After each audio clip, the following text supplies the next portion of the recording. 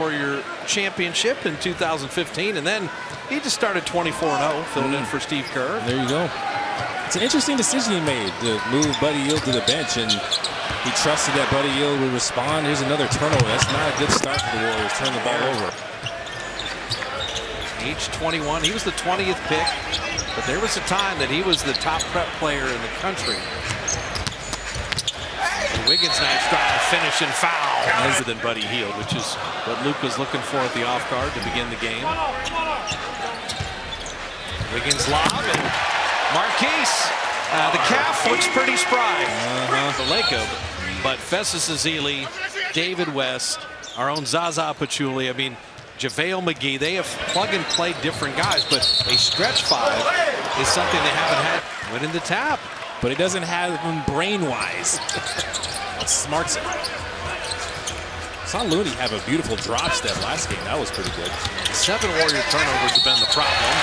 And Wiggins flipping. This is a new part of his game. That's a C-man, C-ball issue if you're Bender. He was on in there, got turned around. Barnes just ran to the basket. So Wiggins attacking inside and on you. It wasn't that bad for Andrew Wiggins there, but Corey Joseph got to step on it just a little bit. Sacramento shooting 57%. And then Wiggins, I love his mind. You have a floor grade. I would have thrown the lob. I just, you were saying he should have laid it in. I would have had no idea. The pass was kind of under the basket, so he tried to get it back around over, and he was already too far to the basket.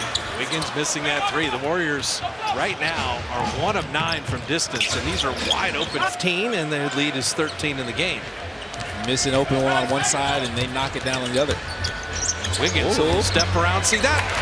That play shows you the rim is available. Beating the Clippers and just knowing that they have to stack up these wins. Bazemore turns it over. Beautiful pass ahead to Wiggins. It's little things like that where Toscano Anderson, that was very well done. But if the Warriors' three-point shot doesn't come around, they will have no shot at this game. Wiggins, nice way to finish. 3 or 4 minutes goes for the Warriors. It's not a crazy lead. It's only 12 for the Kings, so they can make a push to start the quarter. I think that's going to go a long way when you think about how the rest of the game is going to go. 9-point game, final 45 ticks in the third. Wiggins still firing, and Bazemore. At that time, if you're Marquise Chris, you got to understand who's coming off of there. Buddy Hield, who hasn't really played well this game, but got to be a little closer to that ball screen. Andrew Wiggins fouled on the drive. Jeez. It's a nifty pass. Bit through his legs twice. DHO flip around.